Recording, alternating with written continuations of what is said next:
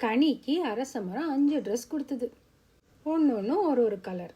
Green dress போட்டுண்டா அவன் பறவைகள் பேசுகிறதெல்லாம் கேட்டான்.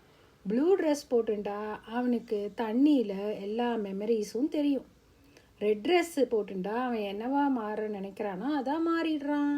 ஏற்கனவே கனி கனிக்கான்ற பொண்ணா மாறினதும் அவன் எப்படி ஒரு வயசான பெரியவராக மாறினான்றதையும் பார்த்தோம்.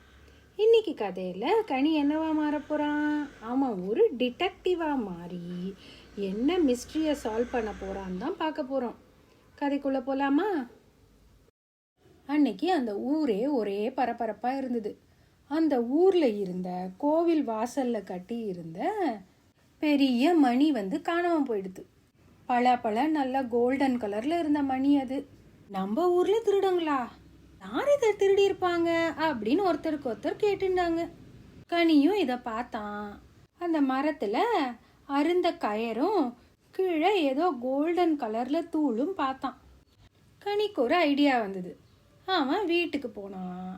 அவனோட ரெட் ட்ரெஸ் எடுத்து போட்டுட்டான். அதுக்கிட்ட என்னை ஒரு டிடெக்டிவாக மாற்று அப்படின்னா. உஷ்! அவன் பெரிய கோட்டு, தொப்பி, மேக்னிஃபைங் கிளாஸ் எல்லாம் வச்சுட்டு ஒரு டிடெக்டிவாக மாறிட்டான். அவன் திரும்பி அந்த ட்ரீ பக்கத்தில் வந்தான். அங்கே அவன் மேக்னிஃபைங் கிளாஸை வச்சு பார்த்தம்போது அந்த மரத்தை ஒட்டி குட்டி குட்டி கால் தடம் தண்ணி இருந்த மண் பாதையில் பதிஞ்சு போயிருக்கிறத பார்த்தான். அந்த கால் தடத்தை அவனும் ஃபாலோ பண்ணிகிட்டே போனான்.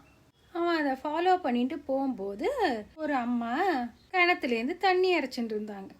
அவங்க கனியை ஆச்சரியமாக பார்த்தாங்க. யார் இந்த பையன் அப்படின்னு. கொஞ்சம் தூரம் போனோன்னே ஒரு ஆட்டு தொழுவத்துக்கு பக்கத்தில் நிறையா பூவெல்லாம் கொட்டி கிடந்தது. இந்த பூவை பார்த்தா நம்ம கோவில் மணியில் கட்டி வச்சிருக்கிற பூ மாதிரி இருக்கே அப்படின்னு நினச்சான் அவன். அந்த ஆட்டு தொழுவத்துக்குள்ளே போய் தேடி பார்த்தான். ஆனால் அவனுக்கு மணி கிடைக்கல. அந்த ஆடுகள்லாம் ஏதோ மேன்னு கத்தின்னு இருந்தது, அவ்வளோதான். அந்த ஆட்டு தொழுவத்துக்கு பின்னாடி ஒரு வாழைத்தோட்டம் இருந்தது. அவன் அதுக்குள்ளே போய் பார்த்தான். ஒரு வாழை மரத்தடியில் ஏதோ ஒன்று ஒரு சாக்கை போட்டு மூடி வச்சுருந்தது. இங்கே என்ன இருக்குது, ஏன் இதை சாக்கை போட்டு மூடி வச்சுருக்காங்கன்னு அப்படின்னு மெதுவாக போய் அதை திறந்து பார்த்தான். அங்கே என்ன இருந்தது? அந்த கோவில் மணியே தான் இருந்தது. அவன் சுற்றி முற்றி பார்த்தான். அங்கே பார்த்தா குமார்ன்ற ஒரு சின்ன பையன் அவனோட ராதா கிருஷ்ணா பொம்மையை வச்சுட்டு உக்காந்துட்டு இருந்தான்.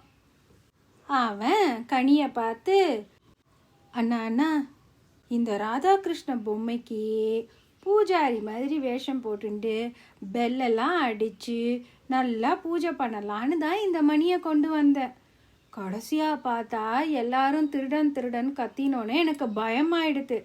அதனால தான் இந்த மணியை நான் இந்த மரத்துக்கு கீழே ஒழிச்சு வச்சேன் அப்படின்னா. கனி அவனை சமாதானப்படுத்தி, வா நம்ம போய் எல்லார்கிட்டையும் உண்மையை சொல்லுவோம், உண்மையை சொன்னால் யாரும் நம்மளை திட்டமாட்டாங்க அப்படின்னா. குமாரும் பயந்துட்டே கனியோட கூட வந்தான். கனி அந்த பெல்லை எடுத்துட்டு ஊர்க்காரங்க கிட்ட போனான். எல்லா உண்மையும் சொல்லி பெல்லை அவங்க கிட்ட கொடுத்தான். குமார் வேணும்னே எந்த தப்பையும் பண்ணலைன்றத அவங்களுக்கு புரிய வச்சான்.